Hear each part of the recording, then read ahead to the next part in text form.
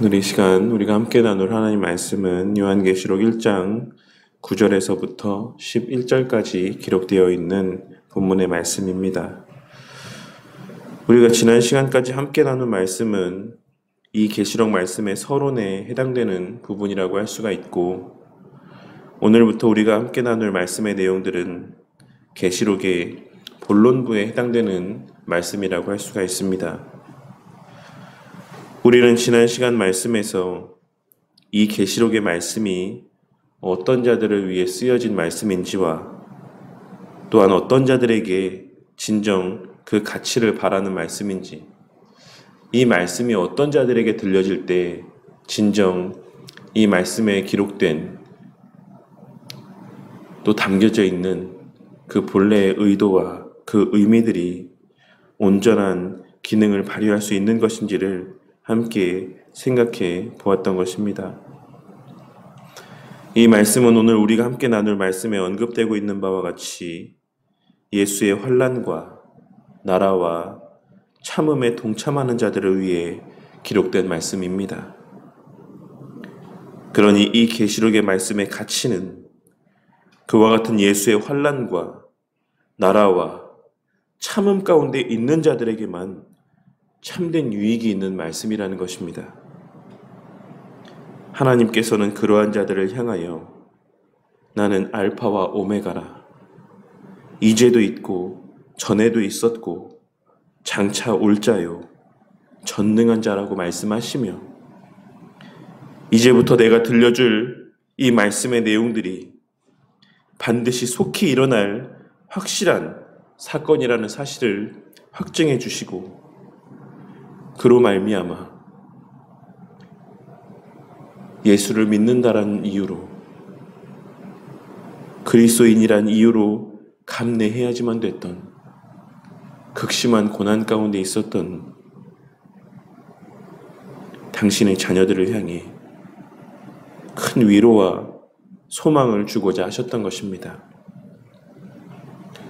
오늘 우리가 함께 나눌 말씀은 이 계시록의 말씀을 기록하고 있는 요한 사도 자신에 대한 소개로 시작을 하고 있습니다. 요한 사도는 자신에 대하여 증거하기를 너희 형제와 예수의 환난과 나라와 참음 가운데 동참하는 자라고 자신을 설명하고 있는데, 우리는 이를 통해 하나님 나라 백성들 사이에서 발견될 수밖에 없는 공통된 특징을 발견할 수가 있습니다. 본문에서의 형제라고 하는 표현은 하나라고 하는 표현과 자궁이라고 하는 표현의 합성어로서 이는 한 어머니에게서 태어난 친혈육의 관계를 의미하는 표현입니다.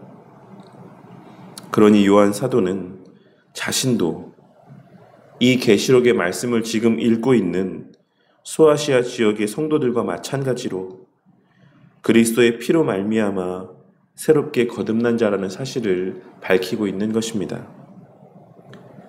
우리는 이 말씀을 통해 우리의 형제라고 하는 표현이 얼마나 귀하고 가치 있는 것인지를 다시 한번 깨달을 수 있어야지만 될 것입니다. 오늘날 형제 자매라고 하는 표현이 기독교를 비하하고 조롱하는 표현으로 종종 사용되는 경우가 있지만, 이 형제라고 하는 의미 가운데는 우리 그리스도인으로서의 중요한 정체성에 대한 의미가 담겨져 있다라고 하는 사실을 우리는 반드시 명심하고, 이 형제 자매라고 하는 호칭을 귀하게 여기며 그 호칭을 사용할 때마다 그리스도의 십자가 보혈의 은혜를 떠올릴 수 있어야지만 되는 것입니다.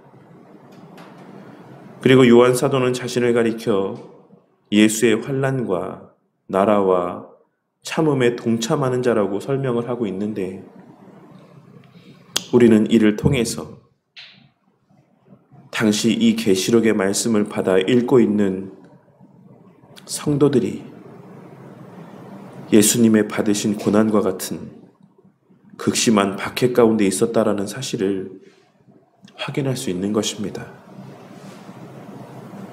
그리고 나라는 그리스도인에게 허락된 구원을 의미하는 것이고, 나라라는 표현이 환난과 참음이라고 하는 표현 사이에 위치하고 있는 것은 하나님의 나라, 곧 구원이라고 하는 것은 그리스도로 말미암아 받는 핍박을 견디는 자들에게 주어진 특권이자 구원을 받은 자들은 반드시 고난과 인내 가운데 살아갈 수밖에 없다라는 의미를 드러내고자 하는 요한 사도의 의도적인 배치라고 할 수 있습니다.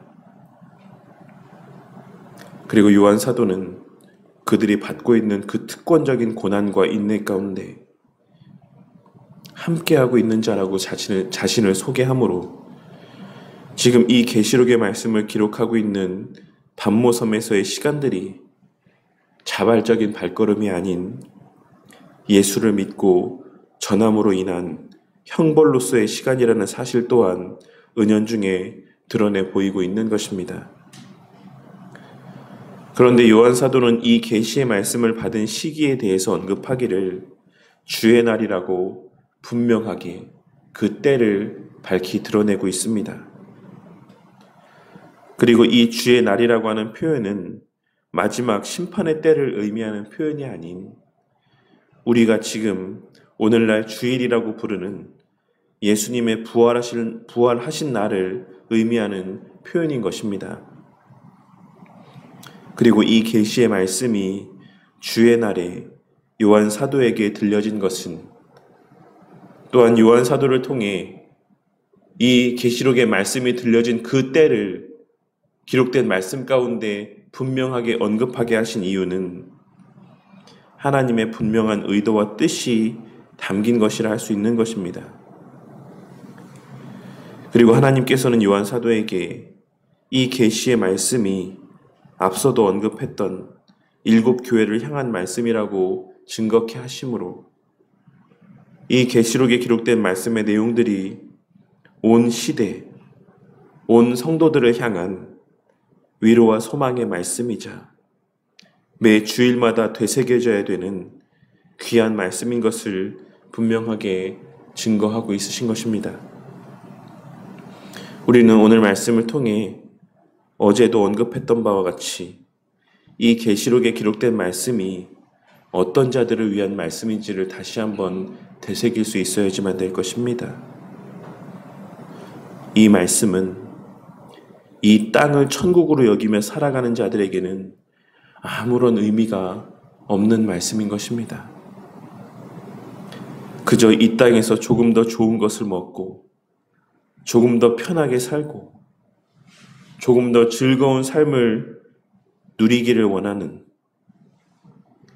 될 수 있으면 이 땅에서의 그와 같은 시간들을 좀 더 길게 누렸으면 하는 그러한 마음을 품고 살아가는 자들에게 있어서는 아무런 유익이 없는, 오히려 마냥 불편하고 거리낌이 되는 말씀이라고 할 수 있는 것입니다.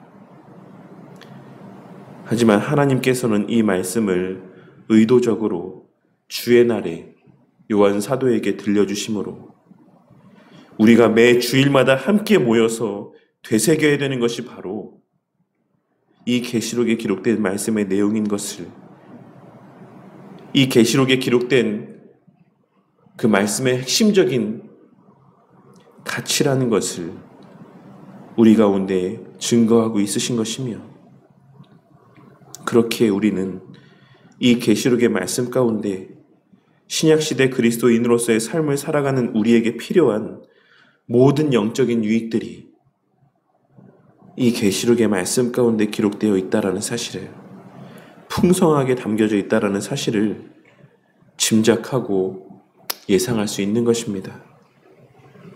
그리고 또 하나, 우리는 이 계시록에 기록된 말씀이 초대교회 성도들에게 큰 위로와 소망이 되었던 것처럼 우리에게 또한 위로와 소망으로 여겨짐을 통해 우리와 초대교회 성도들 사이의 하나됨, 시대를 초월한 주의 몸된 교회의 한 형제됨을 확인할 수 있는 것입니다.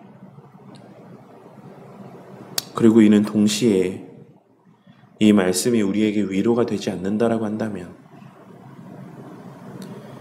이 계시록에 기록된 말씀의 내용들이 우리 마음 가운데 기쁨으로 여겨지지 않는다라고 한다면, 이 말씀이 우리에게 그저 불편하고 거리낌이 되는 말씀으로 여겨진다라고 하면, 우리는 시대를 초월한 주의 보편교회 안에 거하는 우리의 참된 형제들과 아무런 상관이 없는 자들이자 그들이 받았던 환난과 나라와 참음 가운데 동참하고 있는 자가 아닐 수도 있다라는 사실을 의미하기도 하는 무서운 말씀이기도 하다는 것을 깨닫게 되는 은혜가 있으시기를 바라겠습니다. 제가 주일에 김영익 목사님과 식사교제를 나누는 자리에서 목사님께 저도 모르게 설교를 준비하는 것이 너무나도 힘이 듭니다 라고 하는 이야기를 하게 되었습니다.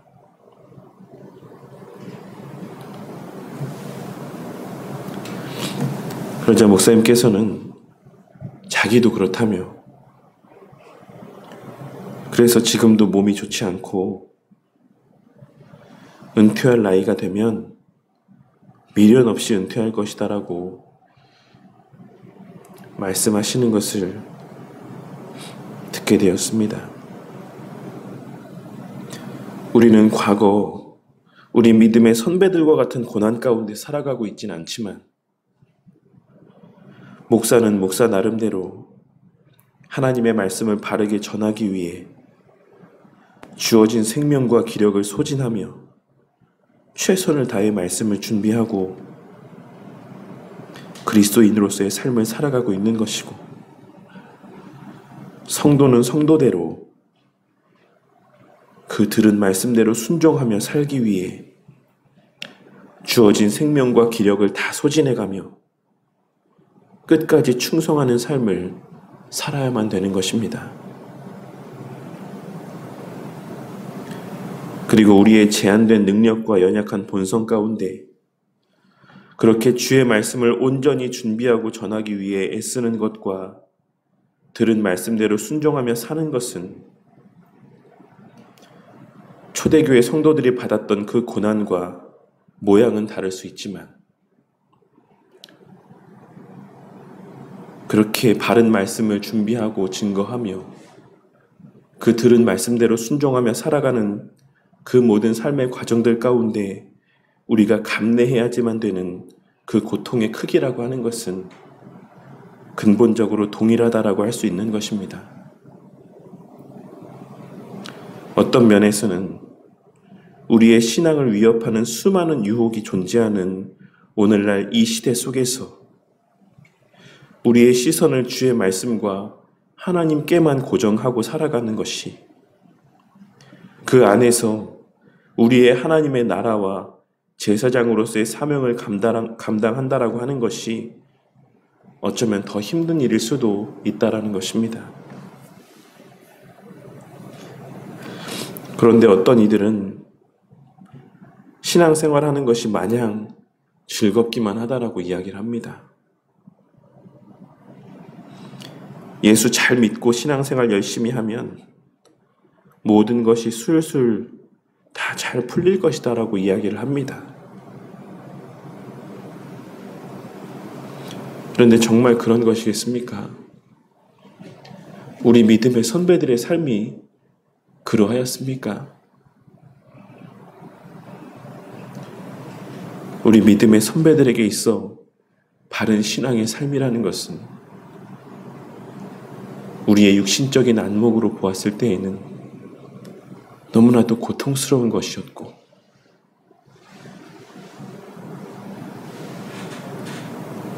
그저 이 땅에서의 삶의 시간이 빨리 끝나 주의 품에 안겼으면 하는 그러한 소망이 날마다 더하여져 가는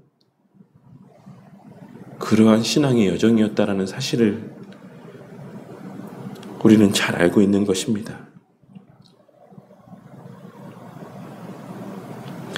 우리 성도님들의 오늘 하루의 삶 가운데 예수를 믿음으로 말미암는 들은 말씀대로 바르고 온전히 살고자 하는 열심으로 말미암는 힘듦이 가득하기를 바랍니다. 오늘날 이 시대를 살아가는 우리에게 허락된 영적인 고난이 우리의 삶 가운데 충만하기를 바란다는 것입니다. 왜냐하면 그러한 모습이 시대를 초월한 모든 주의 몸된 교회 가운데 속한 성도들에게서 발견될 수밖에 없는 성도와 교회의 본질적인 모습이기 때문입니다.